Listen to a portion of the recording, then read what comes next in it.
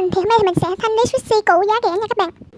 Thì eo sushi này có giá là 5k, tại vì nó đã bị cắt te tua rồi, nhưng mà nó cực kỳ chậm tăng. Do nó bị cắt te tua nên mình bán có 5.000 thôi các bạn ạ. Ai mua ghi mã số 1 5k. Tiếp theo là một em sushi bình sữa. Em này có giá là 10k, tại vì nó ít loại lắm các bạn. Em sushi tiếp theo là một em gấu panda. Em này mình bán cho các bạn với giá là 5k, cực kỳ chậm tăng. Em sushi tiếp theo có giá là 3k.